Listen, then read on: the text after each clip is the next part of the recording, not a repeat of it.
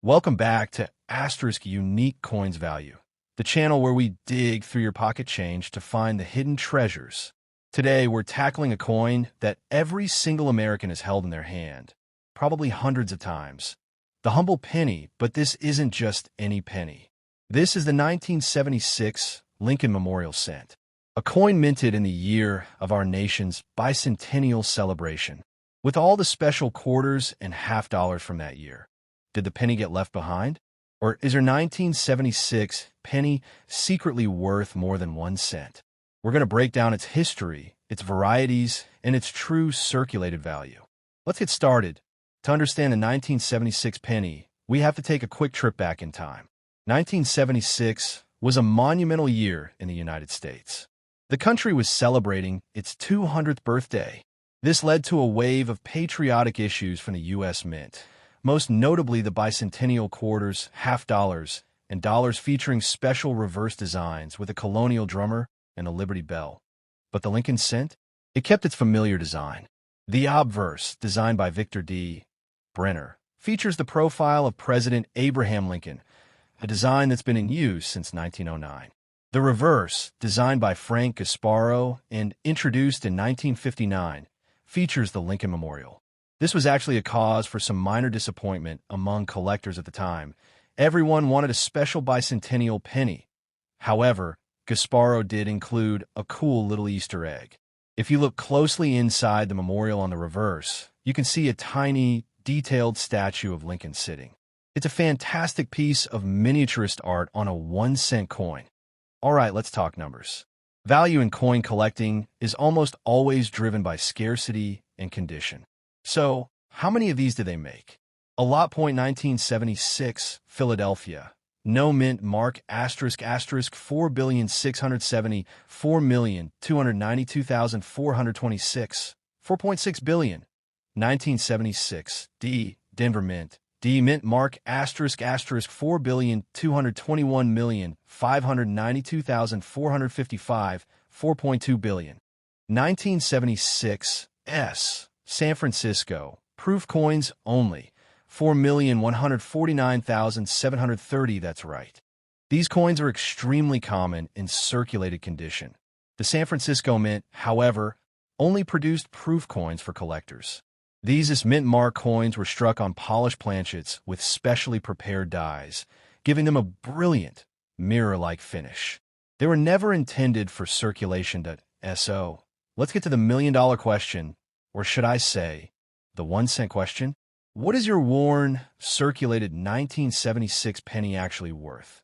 If you have a typical 1976 or 1976 D penny that's been bouncing around in piggy banks and cash registers for almost 50 years, looking brown and a bit beat up, its value is exactly 1 cent. I know.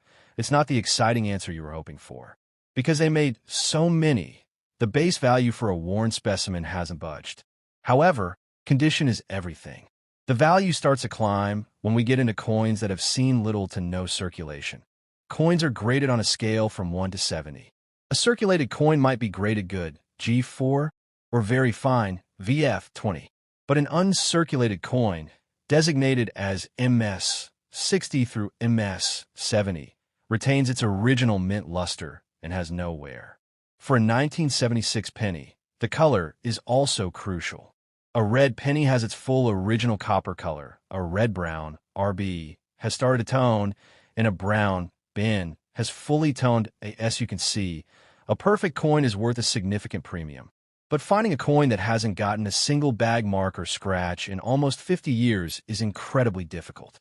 For most people, finding a nice, shiny red penny in an old collection might net you a quarter or $1.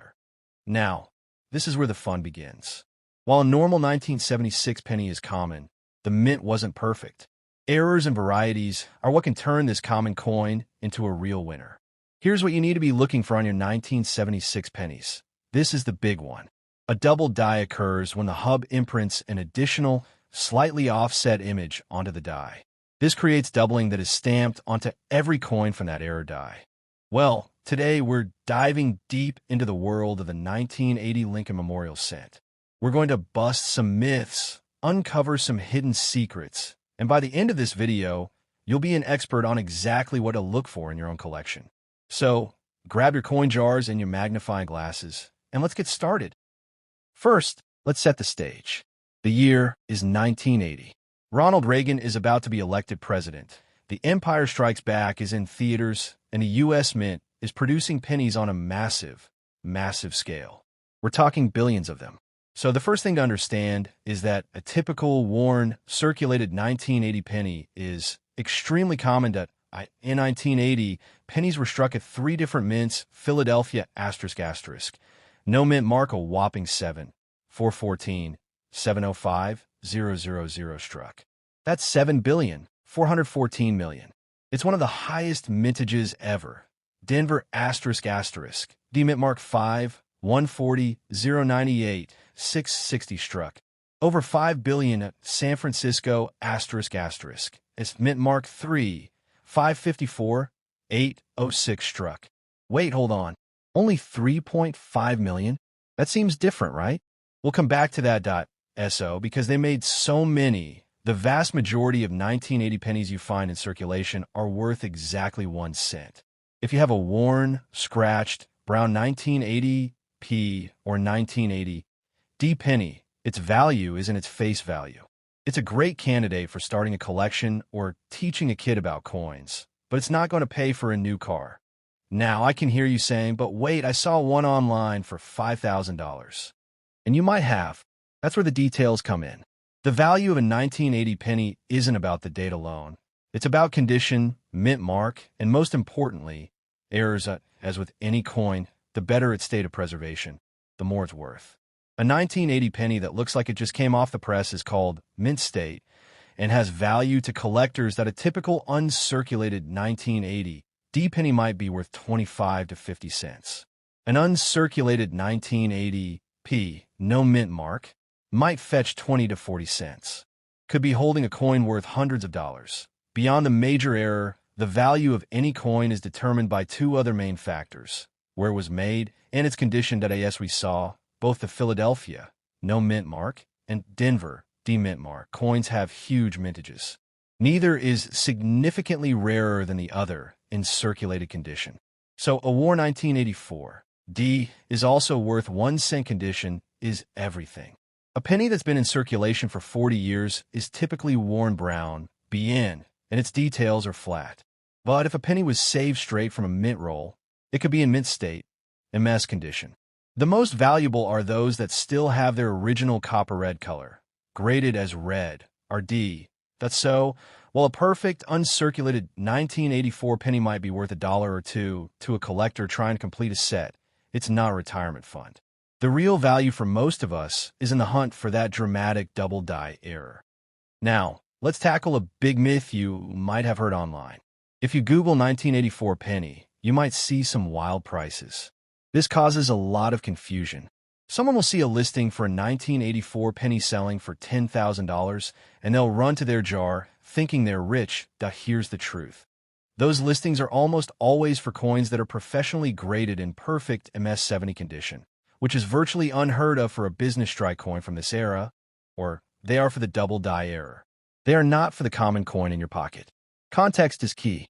Don't get scammed, and don't get your hopes up for a regular coin.so. You've gone through your coins. What now? The common coin, if it's worn and has no doubling, spend it or throw it back in the jar. It's a piece of history, but not a valuable one. The uncirculated coin, if you have a shiny, red, beautiful 1984 penny, consider putting it in a protective capsule. It might be worth a small premium to the right collector. The potential error: if you think you've found the double die error, stop. Don't clean eye. You're still convinced. Your best bet is to take it to a local coin shop for authentication or consider submitting it to a professional grading service. The 1984 penny is a classic example of a modern coin. It's incredibly common, but it has one legendary error that makes the hunt so exciting. It teaches us a great lesson in numismatics. Always look closely, know what you're looking for, and understand the difference between ordinary and extraordinary. It is a snapshot of American history, a tiny piece of copper-plated zinc that's been passed hand to hand for 4 decades. And who knows? Maybe one is hiding in your change right now. Now, if you're expecting to hear that every 1988 penny is worth a new car, I have to be honest with you. The vast majority are worth exactly 1 cent. But the devil and the profit is in the details. We're going to break down exactly what to look for, from the different mint marks to the famous errors that make numismatists' hearts beat faster. So, grab your coin jars and your magnifying glasses, because we're about to get into it. To understand the 1988 penny, we need a little context. 1988 was squarely in the middle of the modern minting era. The U.S. Mint was producing billions of coins annually to fuel a growing economy. The Lincoln cent design itself was no spring chicken. Victor David Brenner's iconic portrait of Abraham Lincoln on the obverse had been in use since 1909. The Lincoln Memorial Reverse, designed by Frank Gasparo, was added in 1959 to mark the 150th anniversary of Lincoln's birth. BY 1988. The coin was made of 97.5% zinc and 2.5% copper. This copper-plated zinc composition was introduced in 1982 to combat rising metal costs. So, if you have a 1988 penny, it's definitely zinc, a magnet won't stick to it, but it will be much lighter than pre-1982 copper cents. Philadelphia Mint *** no mint mark. Produced the vast majority of pennies. Denver Mint *** D mint mark. Also produced a huge number. San Francisco Mint *** mint mark. But here's the key point. In 1988, the San Francisco Mint only produced proof coins for collectors' sets. They did not make pennies for general circulation. All right, let's get to the question you all came for. What is a circulated 1988 penny actually worth? For a standard worn, found in your pocket 1988 penny, the value is 1 cent. Its value is purely its face value. The same goes for 1988. These coins were made in massive numbers. Over 6.7 billion were struck between the two mints. Because of this enormous mintage, they are incredibly common, are widely recognized by PGS. Value starts to climb, but that doesn't mean one uncirculated penny. If you think you found one, never saw the you need to have it at a cash register or a legitimate, dramatic, has a small premium to a collector. Let's look at some approximate values for both. This error happens when the planchet isn't seated correctly in the collar die, 1988, and the press strikes it off. Remember, these are value depends on the percentage of the coin price that is off center. Now, what you might get 5% off center strike eBay might only be worth 5. You need a coin in near perfect condition, but a dramatic 50% off center strike on a 1988 cent, 67 by $1.50 PCGS, 100 or more from an era collector. Any significant remember, I mentioned the San Francisco. And achieving that grade in 1988, no scratches. They only made brilliant or bag marks. These were sold in sets to collectors. It's tough, and were not intended for circulation. This is where the fun begins. They have a mirror-like regular 1988 pennies are frosted. The errors matte-like design device. These are the coins that can command serious money. That if you find a 1988 glass or a microscope in your change, it means someone broke it out of its original on the obverse of 1988. A proof coin that has been circulated is called if it appears blurred or has loses almost all of its collector premium. You might have an RPM in its pristine. There are several known original state, like the 1988